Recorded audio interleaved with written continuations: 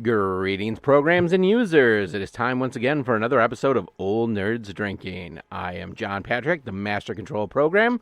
Here with me is... Rojan, it's been a minute. It has. On this...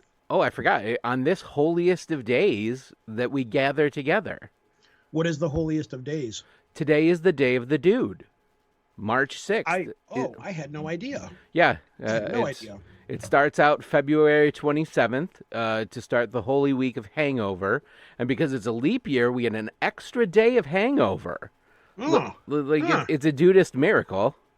And today is the anniversary of the release of The Big Lebowski, so it is the day of the dude.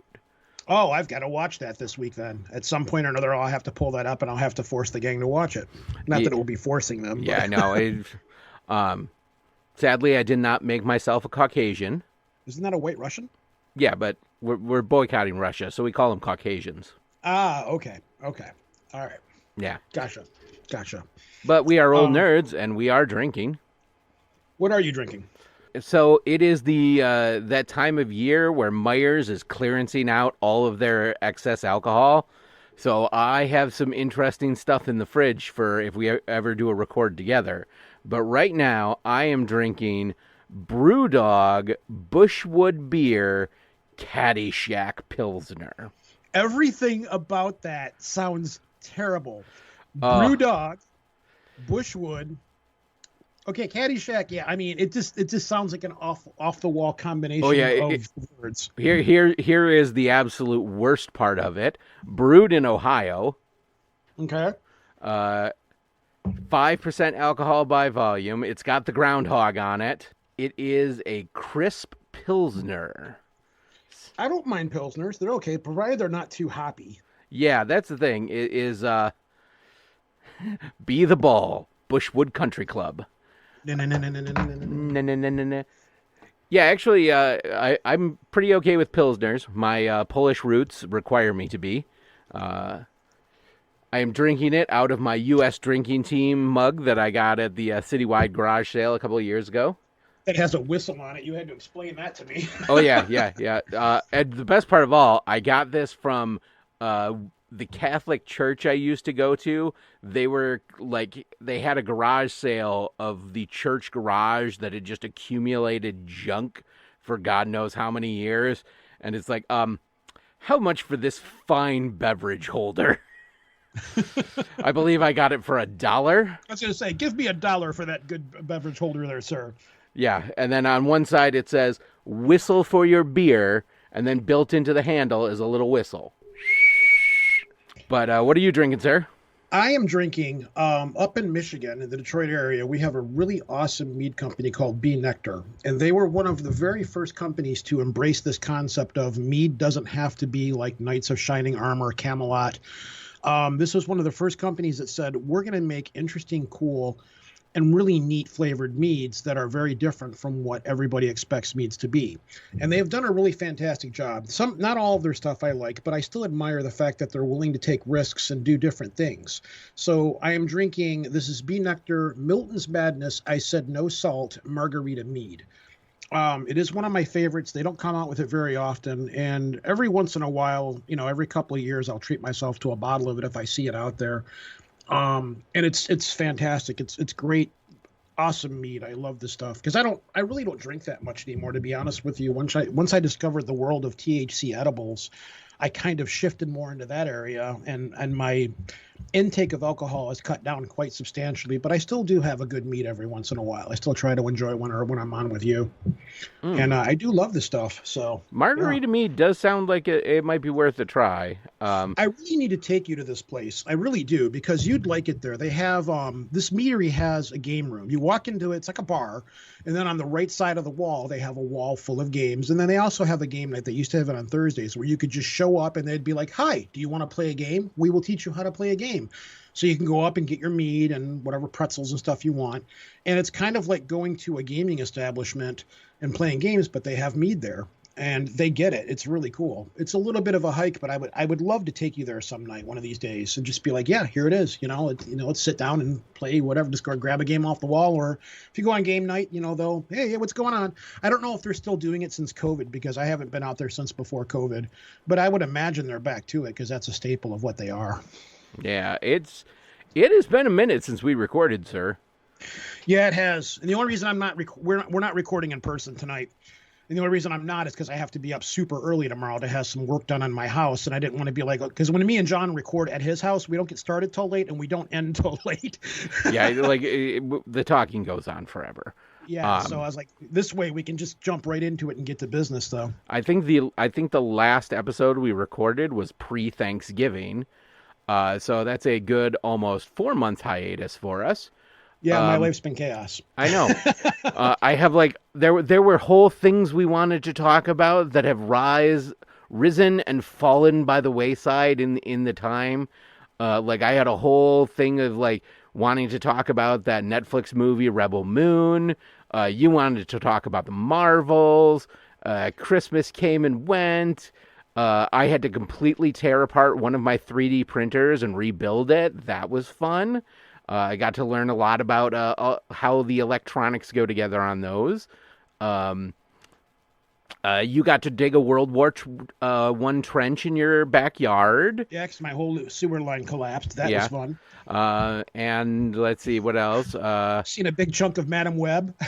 I could talk about that pretty quickly. Oh, I have a feeling that's going to probably require its own separate episode. I think we might have to, because as soon as it is available for us to watch, I'm going to make everybody watch it. Yeah. Because it is by no definition of any, it is not a good movie. Everything that you have been told, seen, and read is true. Everything. I can't emphasize enough how horrible of a bad superhero movie that was. But when the time comes, and if I can get it, it's a good movie if you sit down and look at it from a perspective of a bad movie. If you try to go into it and watch it as a serious superhero movie, or someone who has any kind of love for real superhero movies, don't. And anybody who listens to this is probably already not seen it anyways. Or if you do see it and you do like it, fine, that's cool. I'm not downing you if you're a person who liked the movie. But it's bad. It's really, really bad. I got a new cat, and I got a new car. So yeah, life events have happened. Things have gone good for you. Well, I can't say having to get a new cat was good. Yeah, that wasn't necessarily good. So that's actually who should we pour one out for? We should pour one out for the kitties. Okay, yeah. So that was a story. So actually we had adopted two kitties. Lana and Harlow, and we went to the local animal shelter, and they're like, yeah, we've had them for about a year each. They've both been here a while. They're both very affectionate cats, but they just haven't been adopted. They were both, they told us they were both about 2 years old. So we brought them home, and Lana is amazing. She is the sweetest, most playful cat. She is loving. She is amazing. Harlow had a really hard transition. She hid a lot, and it was a few weeks before she would finally come out regularly. But then we noticed she was starting to lose weight, and she was starting to have a little bit of trouble. So we took her to the vet, and the vet's like, I don't know who told you this cat was 2 years old. This cat is likely over 10. And in end-stage kidney failure. Mm-hmm. So Harlow didn't have a lot of time with us, but she got to spend her last days outside of a shelter. And she was such a loving cat, and she loved everybody except Lana.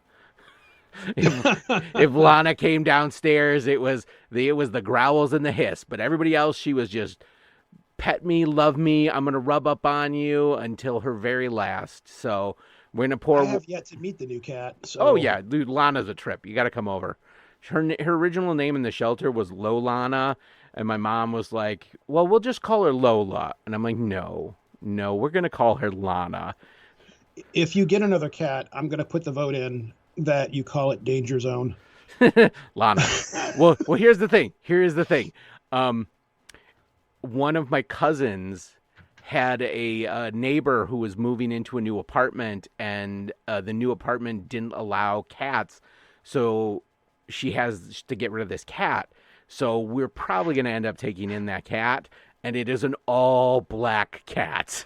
That's cool. Is it friendly? Because neither one of your last two cats really liked me at all. Yeah, apparently this is a very friendly, very clingy cat. So it might be another Sammy situation where we're down here recording and she's like, "What's going on? What's going on? I want to be part of this." That's fine as well, as long as they don't walk on the mixing board. You need to get a box to put over the mixing board, or build the cat a station where it has its own little mixing board and can be involved and do its own little thing, even though it's not. Like, did you ever see the guy that made his cat a laptop just so his cat would have a place to sit while he's on his laptop? Oh yeah. Or they'll put a secondary keyboard for the cat to sit on. Exactly. Yes. The thing is, the reason Sammy wanted to be on the mixing board is the mixing board is warm. Mm-hmm. So I would have to have made something that was as equally warm as the mixing board. They're called heated blankets or heating pads that can be arranged. But I guess let's pour one out for the cats that have passed on. Even though we've done it before, I still think it's appropriate that we do it again. Because even though your cats didn't like me, I still liked your cats. I remember what was the one that didn't have the tail? Was that Sammy? That was Sammy. That was the one. Yeah, Sammy would like come up to me, but it would be like, "Hi, what's up? How you doing? I'm cool. Don't touch me. Don't touch me." That was very much Sammy.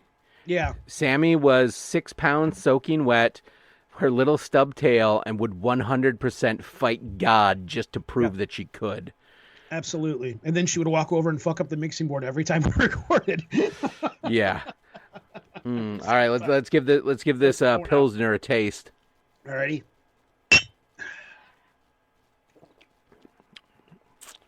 Ooh. Oh, I love this stuff. Mm. Oh yeah, this is not good. I don't know if it's the fact that it exploded when I opened it from just sitting, but it's not even like hoppy. It tastes like it almost tastes a little chemical.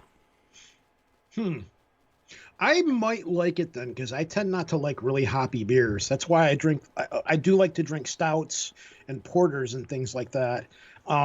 I can't stand IPAs. IPAs are the scourge of my beer existence. Well, one of the memes I recently posted in the group, or the Old Nudes Drinking Facebook group, was bearded man in flannel shirt accidentally drinks cat piss, thinking it's really good IPA. Who was that in that picture, though? That was somebody that was a star. It was supposed to look like, they were supposed to look like a hipster. No, it was just random flannel dude.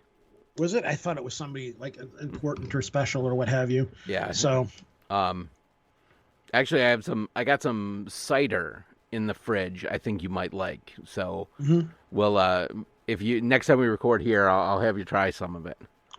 Okay. Yeah. Leave it there. Have you been to Discount Drinks lately, to go back to the shelf where beer goes to die? Have you seen if there's anything in there lately? I have not been to Discount Drinks. Like I said, I've been at Meijer's picking up stuff. So I got a couple of different things in the beer fridge of holding. Okay. So Dune. Yeah. Did you get the sex toy popcorn topper popcorn thing? No. Okay. So first of all, fuck you, AMC. Because you keep putting out these amazing fucking specialty popcorn buckets, but do you want to know where there is not anywhere within a 20-mile radius of me? A fucking AMC. Yeah. Did you see the Ghostbusters one they're coming out with? No, but It's a ghost trap. It's a fucking ghost trap. The popcorn box is a working functional opening and closing. I think it lights up, but I could be wrong. It's a ghost trap. God damn them. Yeah. God damn them all to hell. But yes, I absolutely would love to have the fuckable Dune bucket just to take up space in the nerd cave. Dude, you could use it for terrain as a gaming piece. Actually, Adam Savage did that. He took the Dune popcorn bucket, repainted it, and turned it into a diorama. You could do that with it. That's the cool thing. Like that's the one thing. Like these things, like okay, I buy the Dune popcorn bucket. I buy the Ghostbusters thing. I spend the $30-$40 for whatever it is to get that popcorn thing. After I get it, what am I going to do with it? It's just more. I mean, it's cool, but I already have so much junk. I plus, there's no way in the fucking world my wife would let me buy that. She'd be like, "You're gonna spend $40 or hard," because it's not cheap. Oh You yeah. know, what probably cost them $5, but they're going to sell it for 40 because they know that somebody out there is going The to buy it. So, the last time I got one of those was I think it was when the Force Awakens came out. I got like the metal popcorn tin they had. mhm. Um and And how it's much was it? you know what? I think it was like an extra like $10. Okay. And it sits in my basement. I believe it's just filled with dice. Hmm. Now I will say Disney World a few years ago when The Force Awakens came back out, they had a popcorn bucket you could get at Disney World that was an AT-AT walker. And Oh, that sounds dude, awesome. I know a lot of guys who bought those to make gaming terrain with. It's like when I was at Disney and I bought me and you the thermite Coke bottles. They're cool and I can look over and see it, but it just kind of sits there taking up space. It's nice. It's really cool. And people walk Oh, in and go, you know, oh yeah, and speaking of things going on in my life, in about a month, I will actually be going to Disney. really? For the Florida? for the first time in my life, I am going to Disney World. I am Are going you as a going to the Disney park? Are you going to the Star Wars area? so here's the thing. I'm Oh, going as a chaperone for my daughter's music department trip. We have it. We're not staying at a Disney hotel, so we're getting shuttled there every day, and we're basically at one park each day. And I think I think Star Wars Land isn't that in like the All American Studios park? yeah, it's in the movie studios Yeah, area, so we're correct. going there the first day. And I have already told my daughter that it's like, yes. So when we go to Star Wars Land, and she's like, well, Dad, what if not everybody in the group wants to go to Star Wars Land? I'm like, I don't fucking care. I'm the chaperone. You got to do what I Yeah, say. yeah, that's it. I am so happy for you to go and see that. As much as I did not like the last three Star Wars movies and some of the new Star Wars, I won't say all, but some of the new Star Wars projects I haven't liked. Even though it's heavily themed towards Disney's, well, they're starting to change that now. The Disney is, we'll get to that in a second. Yeah. But even though it's that themed, like First Order and stuff like that, it's still so awesome. My only complaint that it wasn't bigger. Like I could have spent another 3 hours there. I think we spent about an hour there, and then we ate there, and there was Oh, still yeah. stuff that I missed. But I could have spent all I day in that like little like I area. understand I probably will not get to ride like the rides because I'm sure there's probably like a multi-hour wait for all of them. You got Um, to ride the First Order ride. You but have to. There's parts of that ride that you will see that it's just like, oh my God, I'm actually here standing in this thing, dude, there was a great so I followed Dan Puvenmeyer on TikTok, the guy who Uh-huh. did the voice for like Phineas and Ferb and all that. And he made a TikTok where he was at Disney World riding the ride of like that ride and it broke down in the middle. So, he's got Disney people. So he's Mhm. calling his Disney people from being stuck in the middle of the ride. Be like, what's going on here? What's going on? Like, you coming out to fix this? We're waiting. It was like that last time we went there for Halloween, and we were inside the Haunted Mansion. The Haunted Mansion ride kept breaking down, which sucked because, like, how cool is this that I'm at Disney World on Halloween in the Haunted Mansion ride? Because I love the Haunted Mansion. My favorite two things there are now the Star Wars park and the Haunted Mansion ride. But yeah. Anyways, bring money because you're gonna see stuff there you're gonna want to Oh buy. fuck yeah! I'm already budgeting like $1,000 for this because like I'm sure between having to eat in the park and like souvenirs and shit, Yeah. I'm going to go to the lightsaber shop and I fucking want Balin Score's lightsaber. I was gonna say, if you come home with a lightsaber, I'm gonna be both simultaneously incredibly jealous of you and also very happy for you that I am you're getting honestly one. So debating bringing the Graflex. that it's your money. You've never been there before. You don't know if you're gonna be there again. If you were, this is the one time that if you were to come home with a bunch of Star Wars shit, because I've seen your basement and I'm always ragging on you, John. You don't need this. You don't need that. Why did you buy this? It's just sitting here. Oh, But this is dude. a situation where you've never been there before. You don't know if you're going to go again, and this is your one shot. So make it count. Oh yeah, but like I said, 'Cause like the I only couldn't. The stuff that I want to get, I couldn't get. My wife wouldn't let me. I really wanted to buy a Princess Leia lightsaber. I wanted Space Mom's lightsaber really, really bad. that's another And one she I was would think about. But like the two I really want is I really want Balin scores.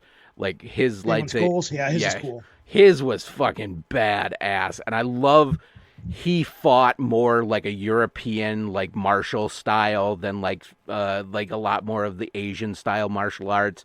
Like he looked like a knight and he fought like a knight.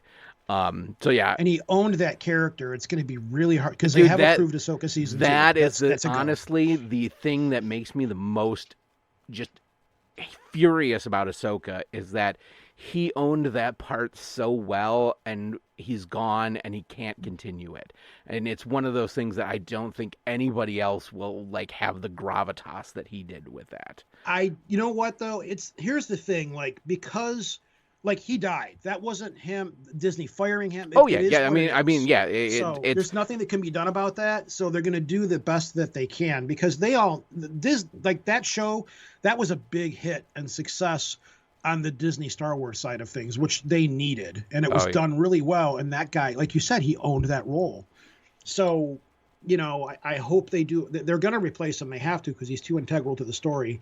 Just hope they do it right and hope they find the right match for it, which is going to be really fucking hard. Oh man, it's not a lightsaber, but if they had Morgan Elsbeth's Sith sword, I would buy the shit out of that.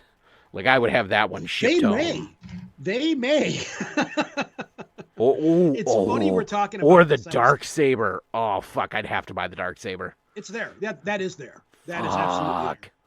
Yeah, that's absolutely there. You will see that. Yeah. The lightsaber stores, like there's so much stuff inside that lightsaber May store. need to budget slightly more than $1,000.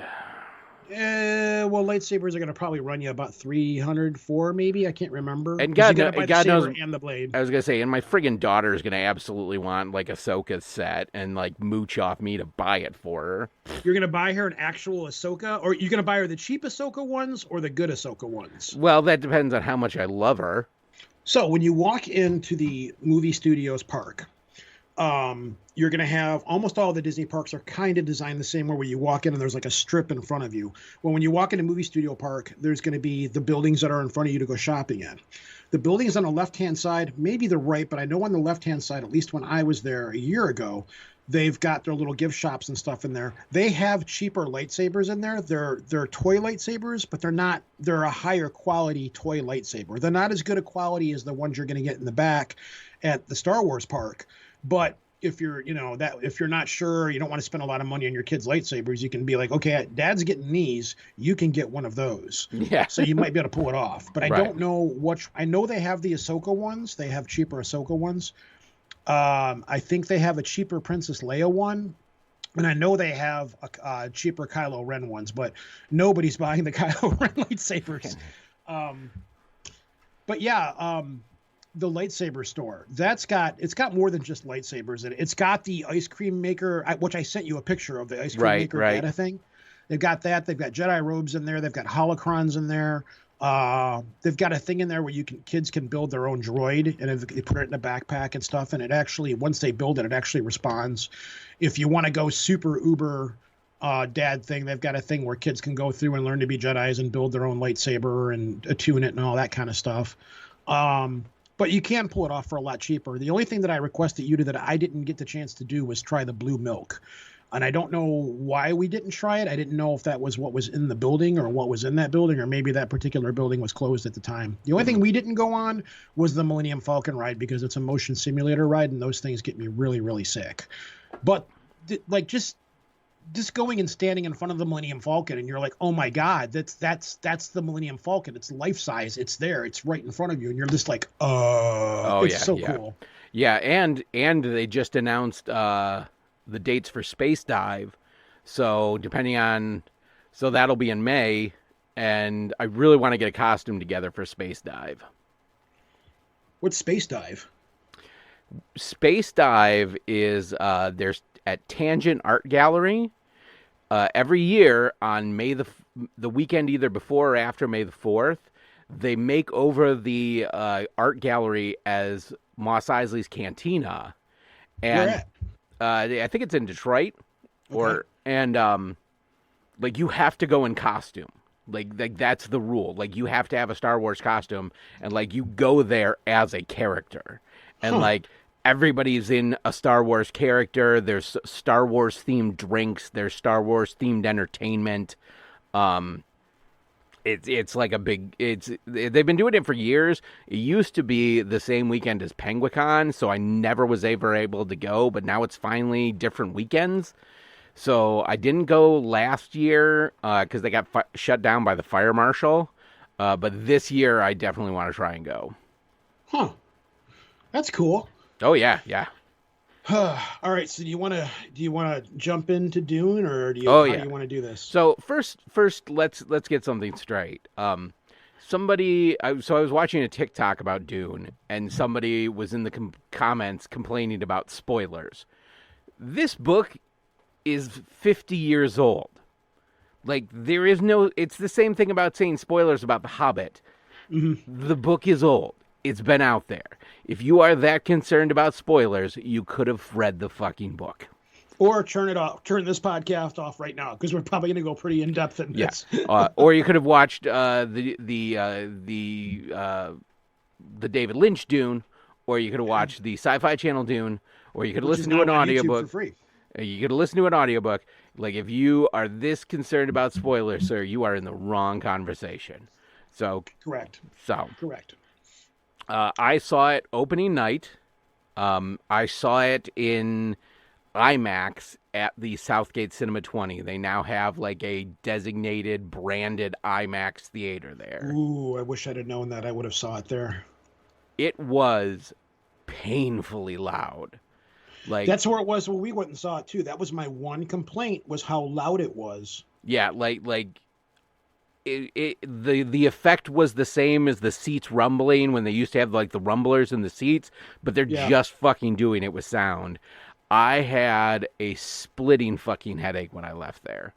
I as beautiful it was to watch. If I had to do it again, I would probably either bring earphones or just not pay for IMAX and like just do like the epic experience or whatever. Yeah, Even Epic was loud. So you probably wouldn't save if you'd have gone to the movie theater that I go to, which me and you went and saw Dune the first time. mhm. It was just equally as loud there. That was my one complaint. That and the guy that sat behind me with the squeaky seat who kept like bouncing his leg going, but that's a different thing completely. Oh yeah. The there's just no other way to say it. It was gobsmackingly beautiful, just like the first one. Mhm. The design of the aesthetics of the world, the costumes, the little every prop that's in the movie, everything about it is gobsmackingly beautiful and perfect. Um, that being said, I have complaints. Okay. Throw all your complaints out there. You go first, and then after that, I'll tell you what I think. So go for it. My complaint is that they basically downplayed how important spice is. First of all, you never see the navigators. So like in the first movie, like you see the emissary and you see the people behind him, but they never specifically say if they're navigators. Where in like David Lynch's Dune, we saw like how exactly mutated the navigators were, and like they impressed how important the spice is and all this and that. In the Villanova Dunes, they just say, yeah, spice is important. They don't really say why. They don't really talk about the navigators. They don't talk about the fact that without spice, travel between worlds becomes impossible. And They do, but it's not. It's not. It's heavily downplay, yeah. referenced. Yeah. And so you get to the end of the movie when it's the fucking emperor's there and Paul's got him by the short and curlies, and in the novel he he doesn't even deal with the Emperor. He's dealing with the navigators, and he tells them, "Look, the Emperor steps down, or I fucking cut off spice to the world." And it wasn't. And then the whole bringing it like, oh, I'm gonna use the atomics on the spice fields instead of I am going to flood Arrakis, make it a paradise, and that will kill the sandworm. They even went so far as to show that putting the sandworm in water drowns them and kills them, but they never mentioned. I'm going to correct you on one thing. They did do that in the first movie. He specifically tells in the first movie, the David Lynch one, he says, "Tell your people from space to scan down to the planet, and you will see that we have nukes on top of the spice fields, and we will blow them up and destroy them." He specifically says, "We have nukes there. You can scan it from space and find it." Yeah. They also, and as well as with now you are right. They do not bring the navigators in. They did it in both the David Lynch one and they did it in the sci-fi remake years later, which is on YouTube right now.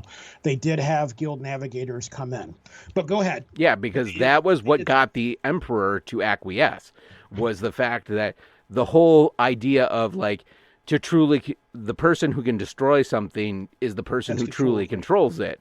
Yes. Was because the Fremen had the water to just turn Dune back into a paradise, which would have killed all the sandworms, and there is no more spice. But that still ends up happening eventually. Well, we don't know, because at the end of this movie, it doesn't happen.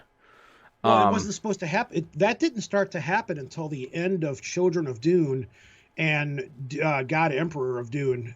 Actually, specifically God Emperor of Dune is when it really started to happen. And Children of Dune, they make reference to how parts of the planet that the sandworms don't go to anymore because it's starting to grow green and that there's clouds on the planet. And there hadn't been clouds on Arrakis in anybody's memory because it had been so long since water had been there. Yeah. But he didn't say we're going to flood the planet with water. But it did in the David Lynch movie. It started raining, and I don't remember if it did that in the book or not. No, not in the book. It didn't start raining. It was just that they said, look, we know how to kill the sandworms, and we have the tools to do it. And if we kill all the sandworms, there is no spice. The universe stops. And it was the navigators that told the Emperor, yeah, you're going to do what he says because we're more powerful than you. Yeah, in the movie, they just step away from the Emperor and step over next to Paul. That's right. That was the way it was in the David Lynch one. He does this weird, like, snake shimmy thing, and he goes over and stands next to Paul. Yeah, and then... everybody's like, all right. Yeah, and in both the David Lynch and the Sci-Fi Channel one, and in the book, when he's fighting Feyd-Rautha, Faye has him, like, cornered, has got his little belly stabber knife, and is like, I am going to put my blade in you, and then when I sit down, the poison will finish you off.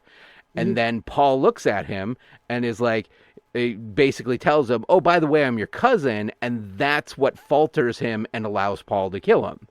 Mm-hmm. Wherein in this one, just before they're even fighting, he's like, sup, cousin?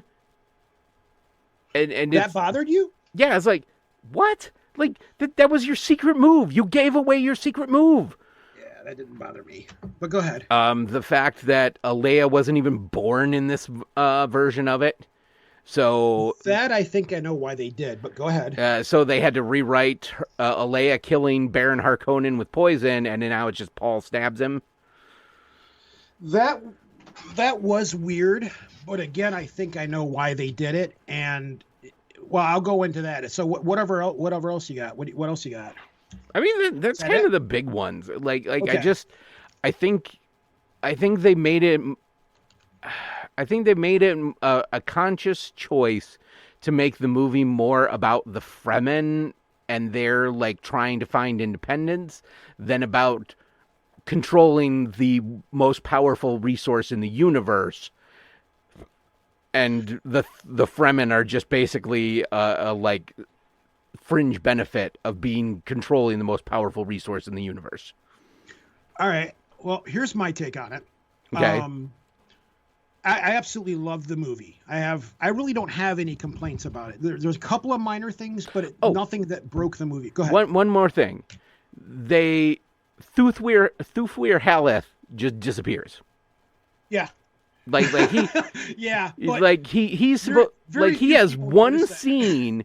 He has one or two scenes in the first movie, and then he just disappears. And Yeah. he has an integral part. Like the whole thing of what happens in the arena with Fade Routha and the Baron. Like in the books, that happens because Thoothweir Haleth made it. Like he was the one who set that up, and now it's just like, oh no, he just stopped existing.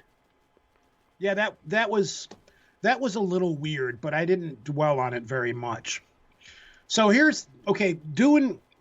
It was a fantastic movie. It's beautiful. Everything that everybody says about it is true.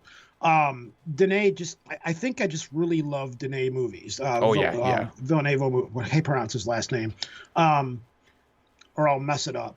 Very few of his movies have I seen yet that I didn't like.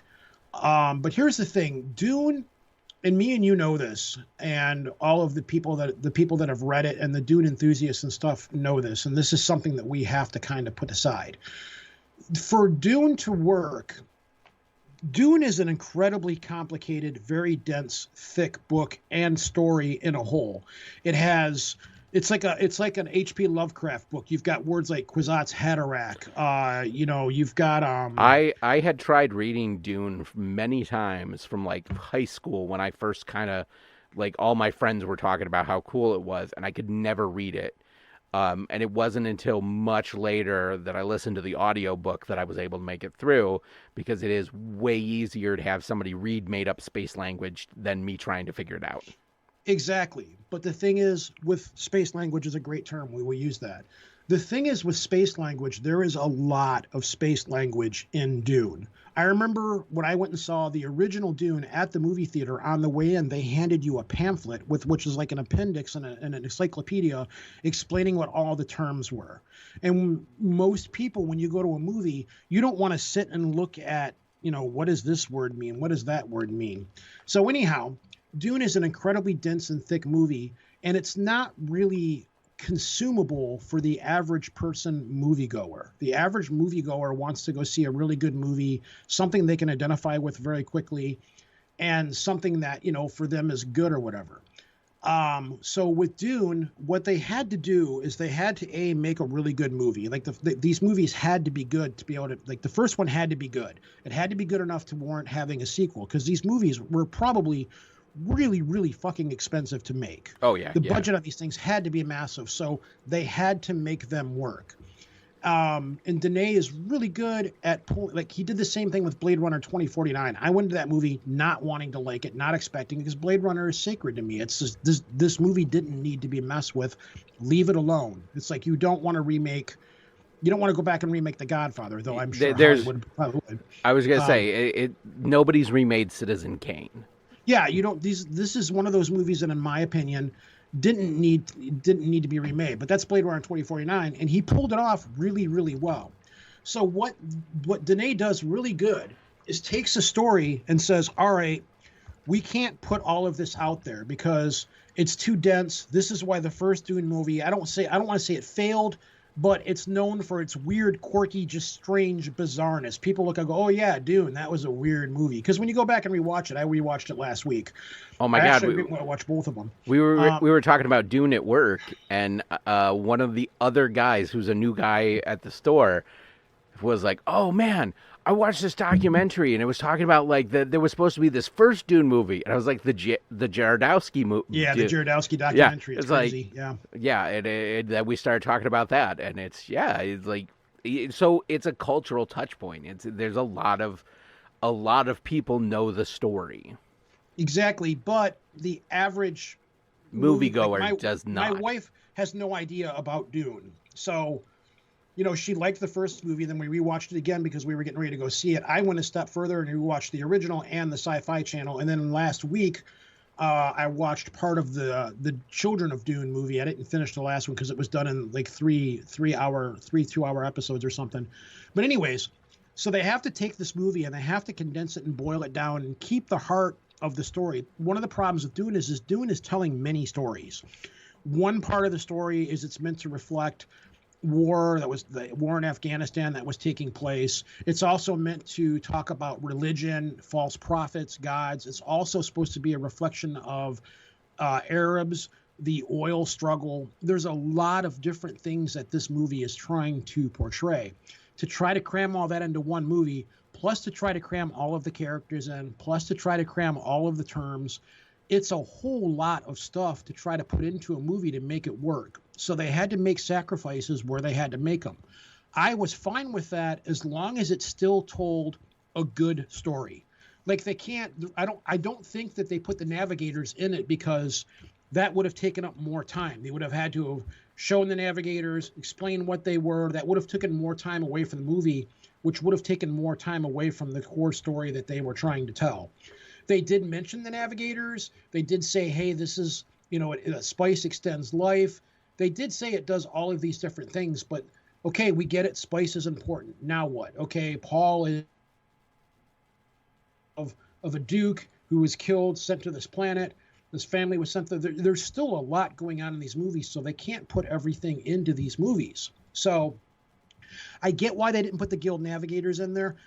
And the way that the movie ended, because how it ended is very different from the way the last two movies ended. The way that this movie ended was all of the houses all have their spaceships above the planet right now, and they are rejecting your rule. And he said, he looked at the leader of the Fremen, he said, take the ships, lead them off to paradise, which meant take them off, go to war, go all across the galaxy. So I think in the next movie, because they're going to make another one, because this one is done so fantastically well, they're going to do it. Well, so, and it's I don't know.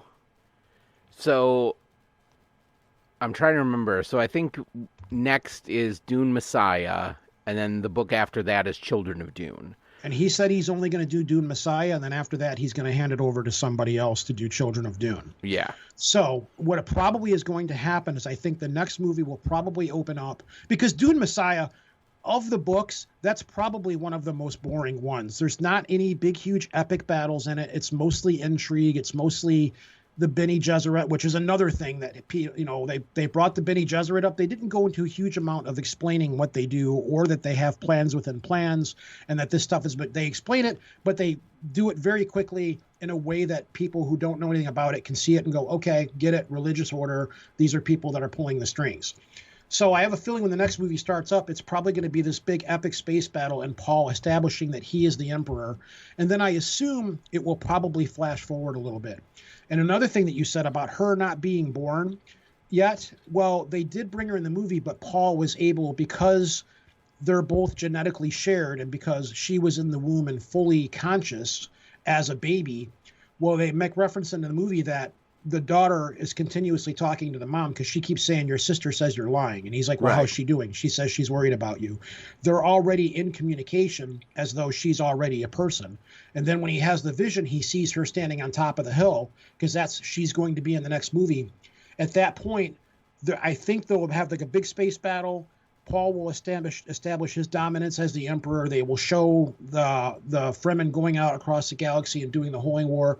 Then I assume that it will probably do some kind of a time jump. It'll say like 10 years later or 5 years later, or however many years later it is at that point, because Paul will have been an emperor at that point. And that whole book is about how Paul is a horrible emperor and he does a shitty job and he just goes off into the desert or whatever. Yeah, and then Leto's born and all exactly. That. So I'm assuming that the Guild Navigators will show up in the third. That's another thing. Every one of these movies has been very careful. In the first movie, there was no talk of the Emperor. And in the original movie and in the book, the Emperor was brought in much sooner. There was a party that Paul went to, and he actually met the princess. They had kind of had a little bit of a history, which the Sci-Fi Channel did that party. They actually showed those two meeting to establish that character. But in the first Dune movie, it was all about Paul, his dad dying, him escaping the palace, him finding the Fremen. The second movie was about him becoming one of the Fremen, becoming the leader, propagating the myth of him being the Kwisatz Haderach or the supreme being, which they really didn't make that many references to the Kwisatz Haderach in this. They said it a couple of times, and that was it. They let it go. So they they did and they didn't. They didn't use Kwisatz Haderach, but they did use Lisan al-Gaib, which is the Fremen word for the Kwisatz Haderach. Again, another incredibly complicated there word. there is a whole internet meme culture of Stilgar, and like it's like she shows a picture of me changing my parents' TV from HDMI 1 to HDMI 2, and then in the bottom image is Stilgar, Lisan al-Gaib. So the first movie establishes Paul's family is getting killed off. Paul has to flee, but it also establishes indirectly how important spice is, because they're like, well, this is the equipment they've left us with, and we have to get all of this spice and blah, blah, blah. And they're fighting over this planet for the spice, which tells you spice is important. But the way that they laid it out, it's kind of like, well, the universe has to have this. It's like oil, or however you want to interpret it. So the second movie, they didn't have to establish incredibly as much how important spice was. They did that in the first movie. This movie was more about the religion and about how they played that whole religious angle that the Bene Gesserit had set up. They had planted that religion there. What I wish they would have done a better job of is, after reading the books, in the book they talk about how the whole reason that essentially Leto wanted to go to Dune, or wanted to go to Arrakis, was because he wanted to recruit the Fremen, because he wanted to challenge the Emperor or balance out the Emperor. The reason the Emperor controlled the universe was because he had the Sardaukar, and they were more powerful than all the other houses fighting forces, and they essentially established his rule. And the reason that the Emperor was going to kill Leto was because he was going to challenge the Emperor. The Emperor knew it, and then this was his way to wipe him off the board. And I feel like that's kind of lost. It's like, well, they did bring it up in this movie, and they did bring it up in the last movie a little bit, because in the last movie, the Baron Harkonnen says the Emperor is a very jealous man, and he's a very insecure man. And then when the movie opened up this time, they made it a point to talk about how the Emperor, because it does say in the books the Emperor did love Leto, but he was becoming insecure and jealous about it. And they brought up in this movie how pained he was to actually have to go and kill Leto and the Atreides families off. Yeah. At the beginning of it. So, but anyhow, my point is this movie is 2 hours and 48 minutes long. It's a long fucking movie. It's probably one of the longest movies I've gone to a movie theater and seen in quite some time. I'm kind of jaded, because most of like the Marvel movies, and especially after Lord of the Rings, like a lot of the big epic movies are pushing towards 3 hours. So I mean that's nothing. But how much longer? See, by including all of this stuff, and they had to change the pacing of it to make a cohesive story all the way through. Each movie tells a different story within the story. So I understood why they made the decisions that they made. It was a little weird having Paul kill off the Baron Harkonnen and stab him in the neck, but I will stab you in the neck with a knife. But here's the thing, though. If you're not a Dune reader, this movie wasn't made for us. This movie was made to try to accommodate as many people as possible. This movie was made to make money, as all movies are. Correct, but it's also made to appeal to make as good a story as possible to appeal to people who aren't us. So I have to keep that in mind when I went and saw it. I'm like, okay, but the thing that I really admire is that even though these decisions were different, it was still a good story. It still told the story. It still told the story in a cohesive, flowing manner. Yeah. And the only people that are really going to have a problem with it are people like us that know the actual story. I was going to say, and none of this makes me say it's a bad movie. It's just I'm a little disappointed, and that's okay. Like, it's still I'll take the loss. Yeah. Like the whole scene on, I forget what the Harkonnens' homeworld is, but like Gedi Prime. Yeah, the Gedi Prime. The scene in the arena. They filmed that in infrared to get that like pure black and white starkness. Do you know why they did that? I can tell you. Well, because I believe in canon, Deity Prime has like either a red dwarf or It's a black sun. yeah, it's a black. It's basically the star is dying, so it's shifting out ultraviolet light. Correct. Which is why when they were indoors, they had color. But as soon as they go outside to the arena, everything goes to that very vivid, because they filmed it in infrared and then they went back and retouched it again Yeah. to make the black and white pop in an unnatural way, which is pretty fucking genius. When I saw it, I was like, Oh yeah, oh, I didn't yeah. really catch it until I'm like, oh, they're outside now. Why is it? And then I thought about it. I'm like, yeah, it's got a black sun. But the thing is that only geeks like us would know that. Everybody else is going to go see it and go, wow, this is cinema. This is, it was an interesting touch. I liked it. Well, But it was beautiful. and there's something I've noticed in movies, a trend that's been happening, and it's something I had kind of like had been formulating in my mind, and then I saw a TikTok, and it was like, oh, that's it. Um, if y In a lot of these movies, specifically fantasy kind of movies, like you will notice they're a lot more washed out. Like the colors seem paler and they're not as bright. Like everything seems kind of like a subdued pastel, and there aren't a lot of like really dark tones. And what that comes from is so much of these movies are shot in like CGI sound stages. Then in order to be able to get the like chroma key effects, they have to crank the lighting so high that like it just washes out all the colors. And they specifically, it was in the trailer for Wicked, and they were comparing that to like the shooting for Oz the Great and Powerful, and like the color palettes they were used. And you notice that yet for the movie Wicked, everything's really muted colors. And I think this movie went as far away from that as possible. And it's pretty cool that they did, because really, what are you working with? Most of the movie takes place on brown sand. Yeah, yeah, yeah. know? Like everything is earth tone and desert. But then I looked at like the trailer for the new Furiosa movie, and it looks different than the original Mad Max film or the original Mad Max Fury Road. And I'm thinking that like it looks like there's going to be a lot more CGI in this one than there was in Fury Road, which makes me sad, because what made Fury Road amazing was that everything was done with practical effects. Yeah. And I think for this movie they're going to go a lot heavier on CGI, which makes me sad. Let me backtrack a little bit to the Dune thing, because you have a habit of whenever I start talking about something, you will completely sidetrack me and take me to 9 million different directions. That's okay. So, okay, going back to the thing about how we were talking about the princess or daughter not being born yet. So, here's the problem with why they probably couldn't have that in the movie, because if they had, you would have had to have taken time to show Jessica giving birth.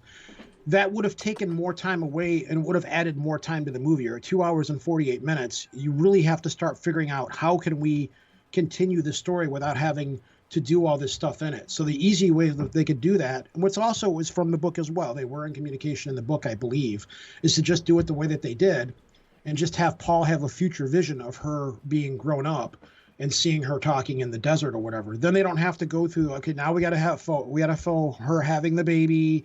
The baby's got to be in the background. There was other stuff that all three movies have completely cut out of the book, which is, in my opinion, one of the most important parts of the book that got left out. But they did it cleverly, and you wouldn't have noticed. In the original Dune book, Paul and Cheney had sons. They did. And the Harkonnens raided them and killed both of his sons. Yeah, the reason. So Cheney and their kids. Their kids were at one of the Siaches, and when Paul rides the sandworm, or finally learns how to like ride the sandworm, he gets to choose where they go. So they go south to visit his children, essentially. And then where in the Villanova movies, Harkonnen come and they blow up Sietch Tabor. Instead, that was when in the books they killed his two children, his two infants, and then his next son was Leto the second, and he becomes the God Emperor. Correct. Them killing his sons off gave him another reason to hate them even more because they took his dad. They also took his kids. Yeah. And the point in the book is where he snaps and says, no, now the game is on. Now we're going to fuck these people up, because that was the point where he said, no, I'm going to do this. That was what triggered him to do it. But they've edited that out on both of the movies.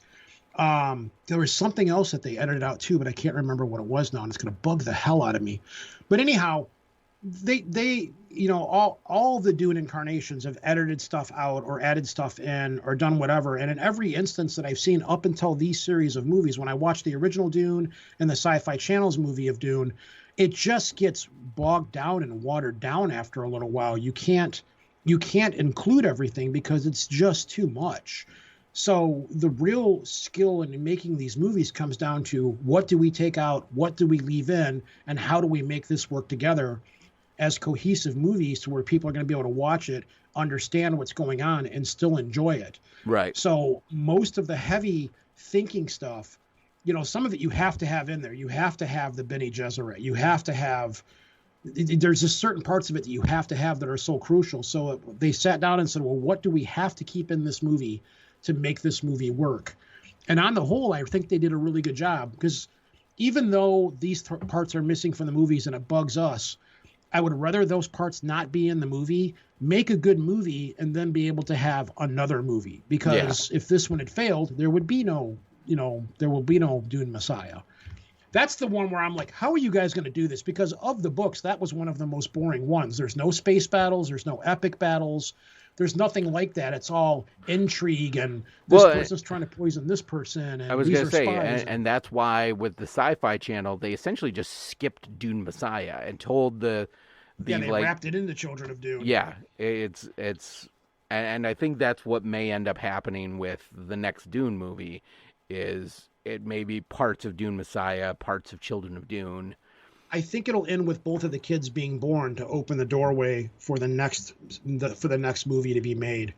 And that's kind of why they ended it the way this one did, because it's like, all right, well, because they literally end it with them saying all of the great houses are up in space and they're all rejecting your rule. And he says, all right, go to paradise, go to war. And they end it right there. So you don't know, what happens next. Whereas in the other Dune movies, it ends and at the end of the movie, yes, Paul is the emperor. And that's kind of it. Whereas this time around, he's the emperor, but the rest of the galaxy isn't accepting him. And this is where he goes out and says, okay, I'm going to slaughter all these people and fuck all these people up. And then he loses control of it. So that will be probably what the next movie is him losing control of it, because that's when he goes blind. They set off the stone burner, which is basically a nuke. So my problem with the movie, one of the problems that I have with the movie is they go into the cave where all of the atomics are at. Right. They don't do a good job of really. It's like, all right, so you left Iraq. You came to Arrakis from Caladan. I'm probably getting that name wrong. I should know. You got it right, Caladan. So they come to Arrakis from Caladan, and they bring the nukes with them, and they put them in this cave, which was kind of funny. He says that's a dumb place to hide it, and he looks at him and goes, did you look for it there? And he goes, no. He goes, we wouldn't have looked. And he goes, that's why we put it there. Right. So they bring knowing when they go to Arrakis that shit's probably going to go down, knowing that this is probably a trap. Let's take our supply of nukes with us to Arrakis, and maybe the Harkonnens won't discover them. But another thing that bothered me with the old Dune stories and the old Dune movies is they never explained where the atomics came from. Paul just says, we're going to blow out that wall right there and we're going to use atomics. It's like, wait a minute. You guys have got atomic weapons all this time and you're fighting the Harkonnens all of this time and you never once used atomics? There's actually a reason for that in the story, which they didn't explain in the movie. In the Dune books, because of the machine wars, Earth was destroyed by the Great Machine Wars. Earth was completely nuked and destroyed. So all of the great houses said, if anybody uses nukes, whoever uses nuclear weapons, we will annihilate your planet. That's how powerful nukes were, and they were not allowed to use them.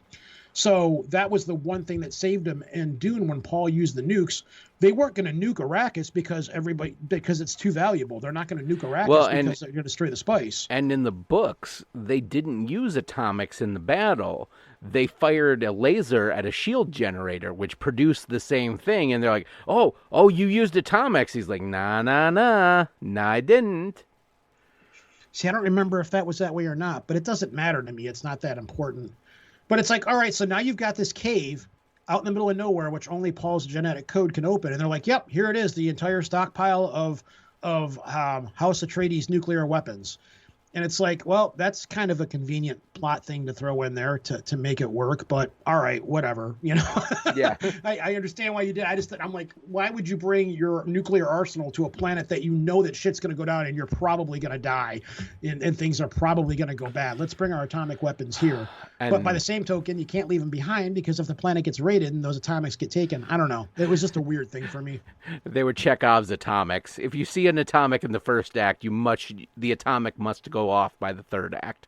But the thing is, they never referenced atomics at any point up until that scene where Gurney's like, oh, yeah, I know where the atomics are hidden. He goes, we got atomic weapons here. But up in the Dune, and nowhere, which I guess, again, it goes back to my logic earlier, where if you throw too much in at one time, it convolutes the story, it dilutes it, and it makes the movie longer, and it just adds more shit for people to have to try to figure out. But I was like, okay, so I guess there's atomics there. I guess, okay, they got them, blah, blah, blah. And they got away with it because they didn't use them on humans. They used them to blow the wall away so they could get the sandworms in or whatever. All right, whatever. That was the one thing. The thing with the daughter not killing the Baron Harkonnen, that was a little off-putting. But again, I understood why they do it, and I'll eat that bullet or whatever you want to call it. I'll be like, all right, I'll put that aside for the good of the whole of the movie. The way I looked at it was there were parts of this movie that I didn't like. Little things here and there, but when you balance it out with the contrast, it's like, why did they do this? I think I know why they did this. On the whole, it's still a really good movie, and I really don't have any complaints. And I can't wait till the guy does Rendezvous with Rama, because that's his next one on his target radar that he's really looking at doing. Now here's another thing. I was a little disappointed in how they used Christopher Walken as the Emperor. Like he literally was too. Yeah, like he spends the movie like basically as a senile old man in his bathrobe. Like the Emperor in the Lynch Dune, like he's got his regal uniform and he's making moves and all that, and like it's Christopher Walken. You want to see him chew up the scenery, and he's literally like a senile old man in the movie, kind of. It's a little sad. Well, he does play the part very well that he plays, but remember in the next movie he dies. He just dies of old age. Right. So, because that's when the daughter. See, that was another thing that they left out of this movie that I wish they'd have put in. In the last Dune movies, Chaney looks over at the way that they ended this was kind of weird. Where in the other Dune movies, he only takes her as a wife for the throne of it, but he never touches her. He never has sex with her. He never has a kid with her. And Chaney looks at her and looks at the princess and says, it's not the princesses and stuff that run the universe. It is the concubines. And that is, you may be the queen, but you're not going to be his wife. Whereas in this movie, he just says, I'm going to marry your daughter. And that's how I'm going to become emperor. And then Chaney's like, what the fuck? And she just takes off on a sandworm. The fuck you are, bitch. Yeah. So, and then he tells her, because in the book, he's like, listen, I'm going to take her as a wife, but she's never going to be my wife. You are my love. I will never touch her. I will never have children with her. Yeah, because I was going to say, Leto is Chaney's. He has, yeah. Yeah, both the daughter, the brother and sister are both Chaney's children. And that's what happens with Dune Messiah is throughout the whole movie, they're giving her a poison so she can't get pregnant and she's slowly dying. And when she does have a child, the children are what kill Chaney. But the princess, there's like this big thing because the princess is working with the Bene Gesserit because she is Bene Gesserit, and she's working with them and everything. And at the end of the movie, she finally realizes, oh shit, I'm the bad guy here.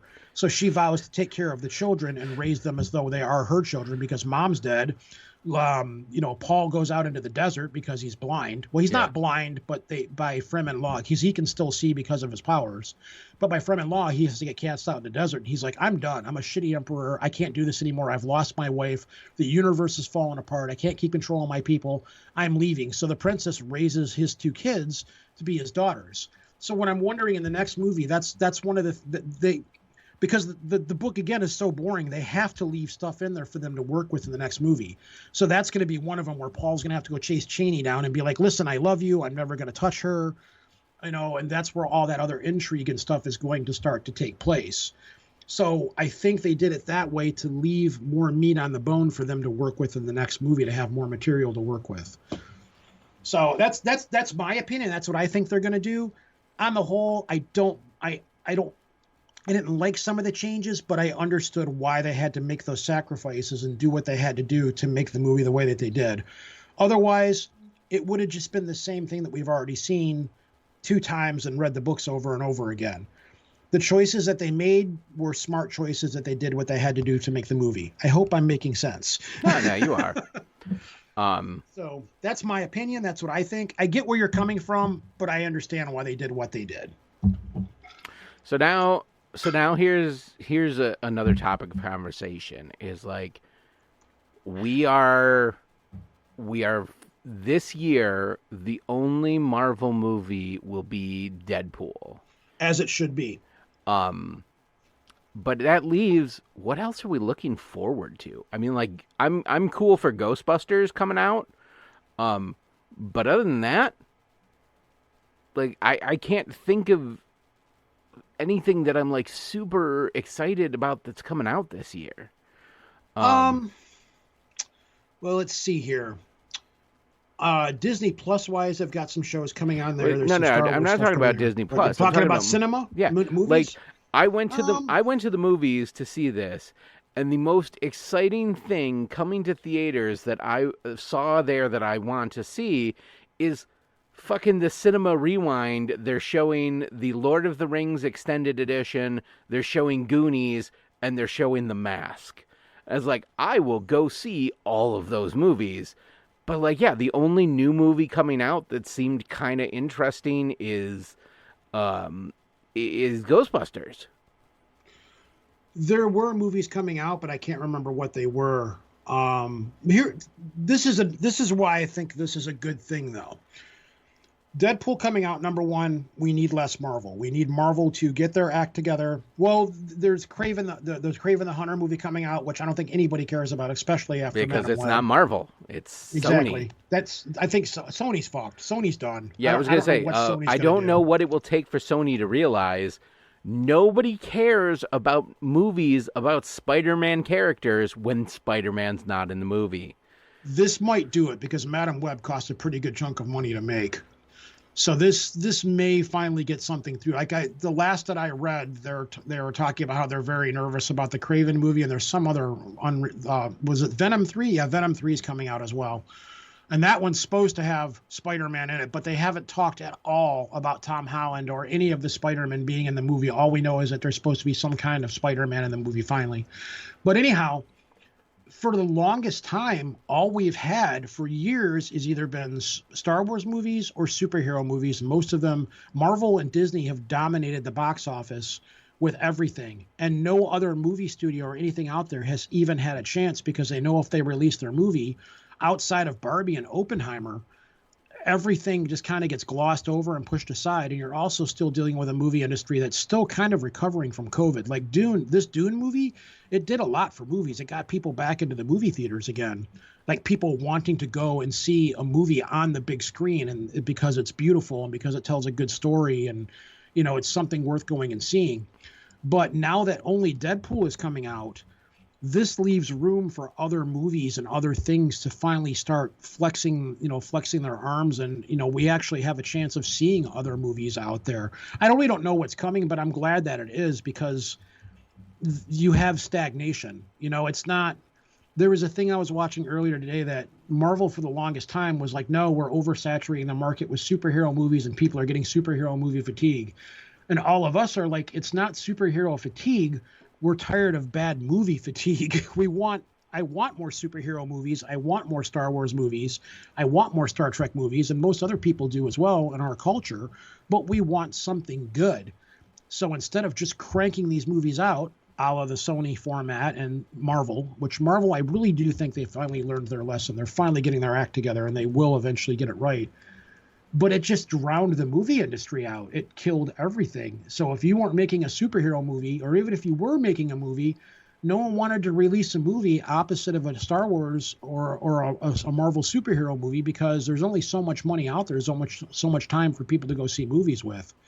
With Deadpool being the only movie coming out, hopefully it'll open up the market and we'll be able to see other things. Well, there's the Alien movie coming out. I can't remember what that's called. That's another thing. People, it's just There's no Alien movie coming out.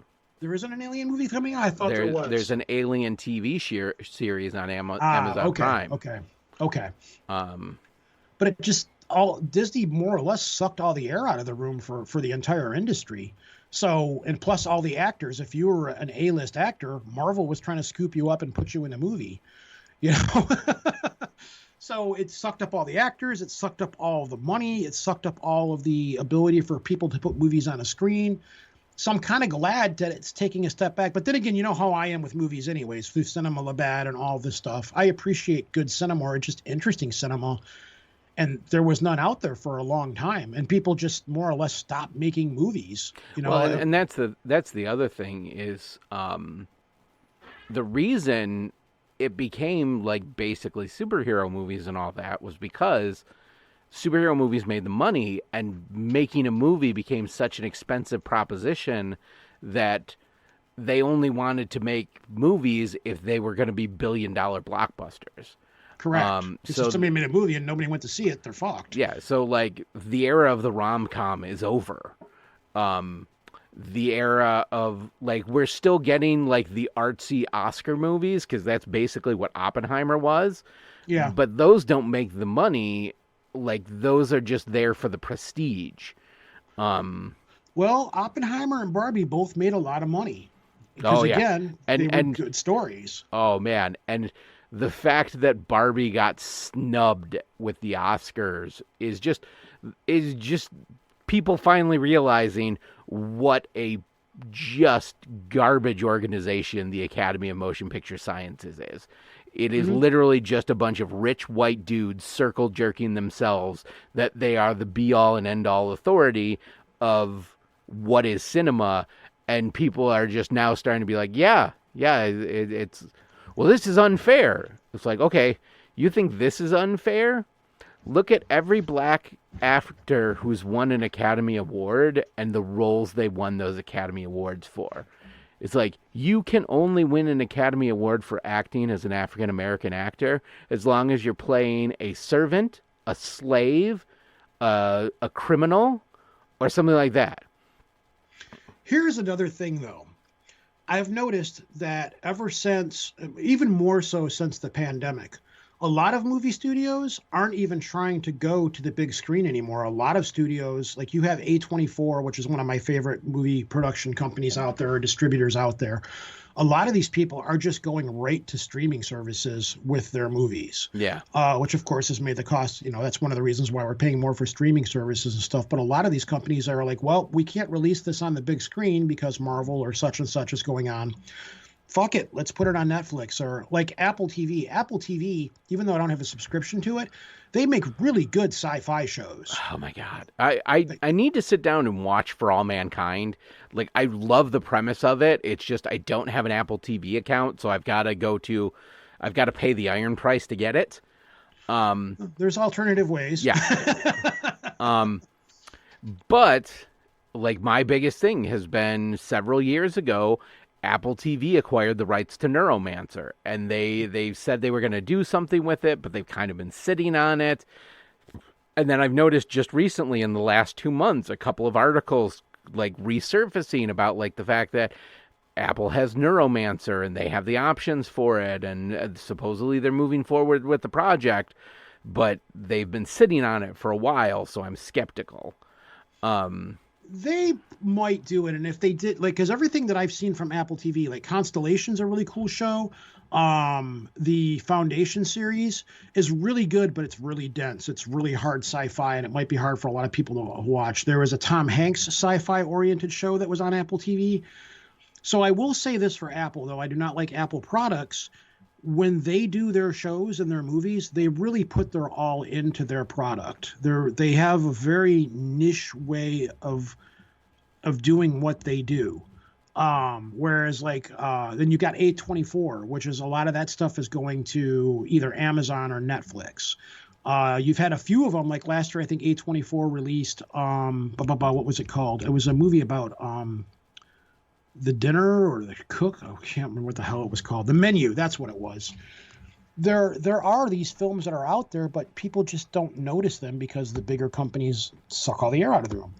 So a lot of these companies are just going to streaming services now, and streaming services have become the new alternate place to go to for consumption of different kind of, if it's not a superhero movie, you go to a streaming service to look for your cool movies. That's good and bad in a certain way. I don't mind it because I don't like going to the movie theater. Like when I went and saw Dune, like I said, that guy was behind me squeaking his chair. You've got a guy sitting next to you like gobbling popcorn when you're trying to watch a movie, or I'm just not a big I've only fan. had one bad experience at a movie theater recently, and it was when we went to see the D&D movie, and there was some guy just fucking would not shut up like 3 rows back. Yeah, Like every time I don't somebody like that. like they're so every time they're fighting and somebody misses, he's like, "Oh, that guy rolled a fumble." And I'm like, I'm pretty sure I could have got a justifiable homicide for that guy. Yeah, I probably would have went back and said, "Hey, shut up." Yeah. We're It's like, watching this. look, We're nerds like you, but we I want to enjoy it. realize we're nerds. We've been waiting for a good D&D movie for a long time, but shut the fuck up. Yeah, when me and when me go, normally when we go to the normally when we go to the movies, like if I can talk English, we try to go during the matinee when like nobody's there. When we went and saw the first Ghostbusters movie, when we went really early, and there was like 4 or 5 other people in the movie theater with us, and everybody was spread out around the movie theater. Oh God, No yeah, I problem. love going during the week when school's in session, and I can just go like on a morning show and see it, and like there's no kids there. Oh, it's so Exactly. good.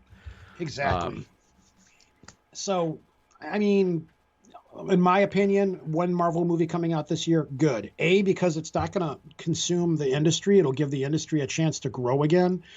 B, they'll take their time on their movies now. And they've stated this repeatedly. They've made it very well known. Hey, we're sorry. We're going to try to do better. We're going to get rid of projects that people don't want.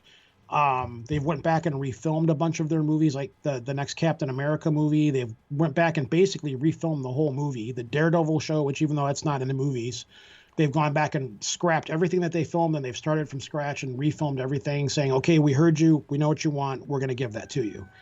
Great, do it. So we'll see. I mean, maybe now when something comes out, we'll go, "Hey, that looks like a cool movie. Maybe we can go see that." There's not a new Marvel movie coming out. Let's go see that. There's not a new Star Wars movie coming out. This looks interesting. yeah, Because I miss going and seeing different movies and stuff. Superhero fatigue was part of it, but it was like, is there something else out here? Can we not have a Justice League movie coming out that sucks or something, or Aquaman or whatever? So I'm curious to see what's going to happen in the coming year with these movies. And you're right. Maybe there's not a lot coming out, and maybe that's what Hollywood needs right now. You would have think that they would have gotten their shit together with the pandemic, but that was different because movies had to be stopped. They were in the middle of production on them and things like that. They didn't really have time. They had to finish off those movies when things opened back up again. You also had the Actors Screen Guild strike. That put a big crimp on and everything. the writer's strike. The writer's strike. That's what I was trying to say. So that put a big crimp on everything. So maybe now, things will start to change. They'll have had a chance to sit back and recalibrate and figure out what the hell they're going to do and try to save it. But as we just said, if cinema ends up dying, then I'm kind of okay with it right now. I don't know how else to say it. Because I it's, I don't know. I will always enjoy going to the movies. Like I will always, and that's just I guess the way I grew up. Is I still have so many fond memories of going to movies and seeing them well, as so do I, but I want to see something good. I don't want to go in and drop it was like almost $25 or something for us to go to see Dune. And it's like, I paid $25 for this. I could have sat at home and watched it with, eating Chinese food on a TV screen for the cost of Netflix or something. well. I remember what happened when we went and saw Dune for the first time. I watched it at home on my TV set before I went to the theater.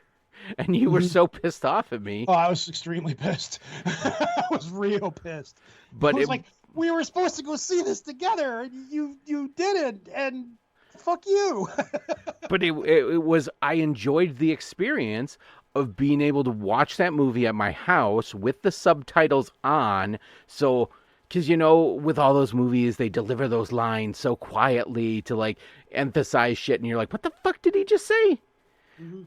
And with the closed caption, I enjoyed that. And then when I went to the movies, I didn't have to focus on what was being said. I could focus on watching the movie and enjoying the movie.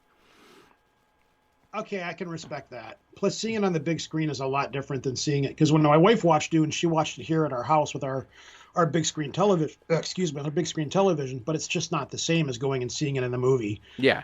And the only regret that I have is that I didn't find a place to go see it on IMAX, because I would have loved to have seen that movie on the largest, giantest screen most possible that I could have been in front of. It would have been awesome. But if I knew that they had a actual real IMAX screen there, like if they were showing it at Henry Ford with their giant IMAX screen, I would have loved to have saw it there. That would have been amazing seeing it there. Mm-hmm. But yeah, I still like going to see movies in movie theaters and stuff too. But it's got to be something like Dune, where it's a really good movie. It's got to look good. It's got to have a good story, and it's got to be something I'm going to enjoy sitting there and getting my value and my money's worth, and make the experience of going and seeing it worth it. Ghostbusters was a good movie to go see in the movie theater. It was a good story. It was told well. I didn't have any problem with that. Yeah, I'm definitely going. Yeah, I was gonna say, I think Ghostbusters comes out the weekend I'm in Chicago for Adepticon. But yeah, like when I get back, I definitely plan to go see it. We're gonna go see that. That's probably. Does that come out before Deadpool? I think it does. Oh yeah, Deadpool doesn't come out till April, and then Ghostbusters: Frozen Empire is the 22nd of March. Yeah, we'll probably go see it. I'm sure we will. The previews for it look really good, and they're still following the same formula. It appears that there's the new cast of characters, but you have the old ones in the background that are kind of helping them along, and you're going to get to see like Ernie Hudson and stuff and all those people again, but they're not the focus of the movie, which is, in my opinion, the way it should be done. That's how the last 3 Star Wars movies should have been done. They're in there enough to know, yeah, we're here, we're old, we're not the main characters in the movie, but we're here. These are the new people that are going to take over and slowly put the new people in.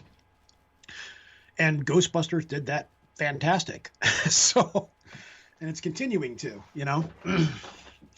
So we'll see. I'm in the same boat as you. I don't know what's coming, but I'm curious to see what's going to happen next, because there's a big shift in the industry that we're watching right now. And this movie, Dune, me and Banjo Jones, I think me and you were having this conversation as well.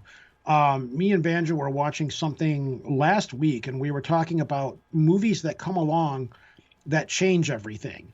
The Matrix was one of them. When The Matrix came along, after that, everybody tried to have bullet time in their movies. They all tried to tell those kinds of stories. They all tried to emulate those special effects, because The Matrix was such an original, unique thing when it came along. That people I can were like, honestly say that The Matrix was the last time I went into a movie and I was surprised. Like that the previews had not given away the movie. That you went in there and you're seeing the movie, and then when he wakes up from the Matrix, and you're like, the fuck is this shit? Yeah. And it was just, and they did that deliberately too, which was smart. Yeah, and the thing is, one of the reasons that people aren't as fond of the second and third Matrix film was the because luster was gone. Well, no, it was they had pushed the envelope so far in the first one with the technology for filming that there was nowhere when they made the second and third one, there was nowhere for them to push the boundaries anymore. They had pushed the technology to its limits, and there was no giant leap forward that they could essentially use to like make it the spectacle again. It's like, oh, okay, well, this is the same cool stuff. I mean, you didn't have another gigantic leap forward in movie technology literally until Avatar. Yeah, but it was also the storytelling too. Like The Matrix was a very unique concept for what it was at its time. Then you had Harry Potter was another one. When Harry Potter came along, those movies were huge. They were done pretty well. So then you saw everybody going out and trying to buy up as many young adult titles as possible Oh and my make these God, books yeah. into movies. Um, I think Dune is going to be the same way. People are going to look at Dune and want, what made Dune work? Let's try to copy that formula. Who knows? Maybe And that could be the final thing that's like, okay, we got to go to these like 80s sci-fi book series. Maybe we'll finally get Neuromancer. that's fine. But what I'm worried about is, Oh like I my said, God, with if Villanova did Neuromancer, I think I would cream my pants. Like I really think like that would be, yeah. yeah, but he's already done Blade Runner 2049, which takes place in that kind of a dystopia. So in his mind, he probably is going to be like, I already did this movie.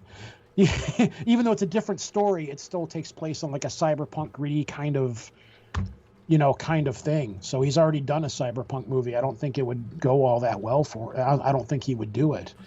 But what was another movie that came along and changed everything? You have these movies that come along where the industry sees them because the money, because it's easier to do something that somebody else has done than it is to kind of come up with something new and creative and original on your own.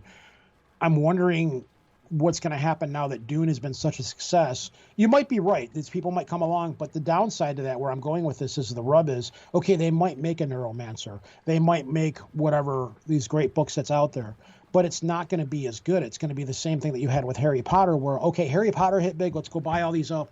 Like, and you're going to have like Twilight, like we might have these 80s great books, but it's going to turn out like Twilight, and they're going to miss the point of what made those books and those stories so. Do not awesome. finish that sentence, sir, because you were about to say what made those books great, and nothing made Twilight great. Twilight is an abomination. No, I wasn't referring to Twilight. I was referring to like the books like Neuromancer and because it sounded like that was where you were going unintentionally. No. I would never do that. No, Twilight was the reason they bought Twilight because it was a high-selling young adult book, and it had werewolves and vampires. For a while, everything had to be werewolves and vampires. Everything was werewolves and vampires and witches and supernatural, and it got shitty. And Twilight kind of was one of the things that started that. So back to my point, though, is that with this happening with Dune and being so fresh and making so much money, I can see other industries going, let's do that. Let's do what he did. Let's have some kind of like okay, well, we won't put it on a desert planet. We'll put it on an ice planet, or we'll put it on a water planet. Let's remake Waterworld, and you're going to have these stories that should be good. You know what I made into shitty movies. You know what I think could really stand, like I think could work. I would like to see a remake of Logan's Run. That would be one. Yeah, I 110% agree. And I think a month ago. I think it would be a relevant story to tell right now. Yeah. Because it's like the whole point of Logan's Run is when you turn 18, your little crystal goes off and you gotta die. And then tell the story that the reason society changed this way was because some huge revolt of like basically the old people sticking around forever and ruining the world. So the young people rose up and said, nah, we're not going to have this anymore. And like you just see videos of old geriatric politicians being led up to the guillotine. They could do that. I think I'd like to do something like that. I think I'd like to see that movie. That would be again, it's all going to be in the storytelling and how they do it, though.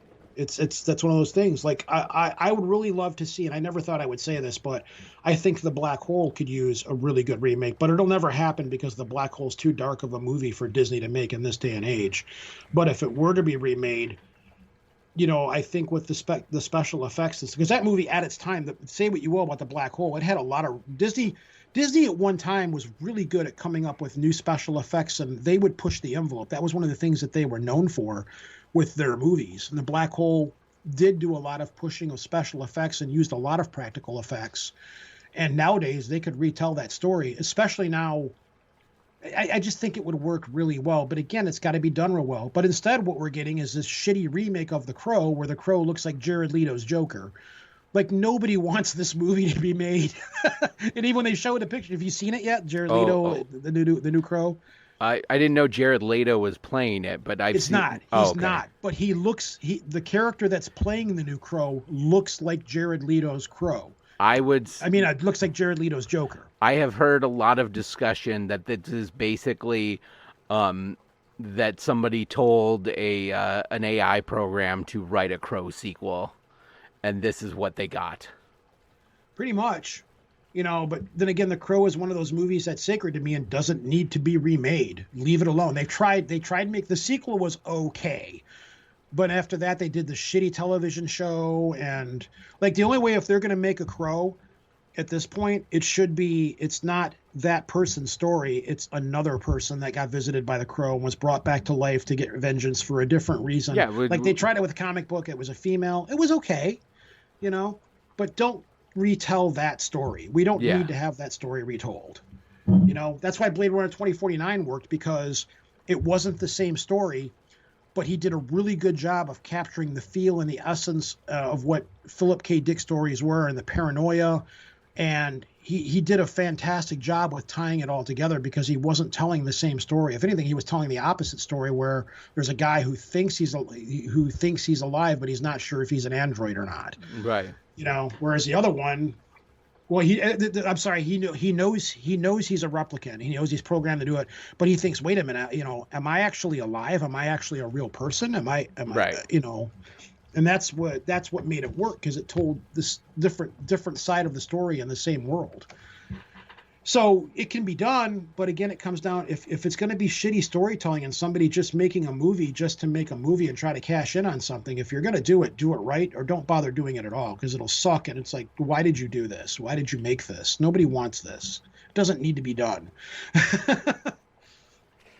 So I don't know. Those are my 2 cents. We'll see what happens. All right. Well, I think this is a good place to wrap it up. So with any luck, we will have more episodes more regularly, but it's going to be at least a couple of weeks, because I've got Adepticon coming up. Ro, you got anything coming? Not really. Trying to get back to work, and my life here has been chaos. That's part of the reason why we haven't recorded. It's just my heart hasn't been to, and I've had a lot of shit going on to do it. And I'm not going to lie, I don't like cranking an episode out every week. I would prefer when we sit down and do a show, we actually have something really genuine to say, and we're not just recording a show to record a show. But that's how I've always been. Even when I was podcasting with my old show, I got to a point where it's like, I just don't want to put a show out just to put a show out. So it's nice to have breaks and take a little bit of time and actually talk about the core stuff that really is important to us. That's just me, though. Yeah. All right. Well, as usual, you can find us at the Old Nerds Drinking Facebook group. Come for the podcast, stay for the memes. And with that, end of line. Over? Did you say over? Nothing is over until we decide it is. Was it over when the Germans bombed Pearl Harbor? Hell no! German? Forget it, he's rolling. And it ain't over now.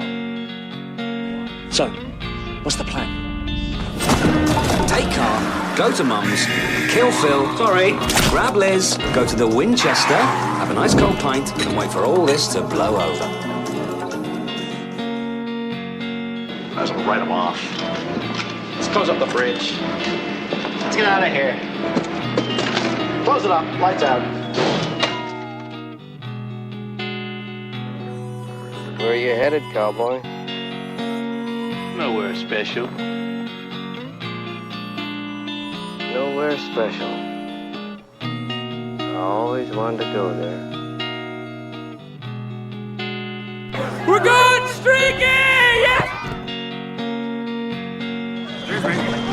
All right, move on. Nothing to see here. Please disperse. Nothing to see here, please.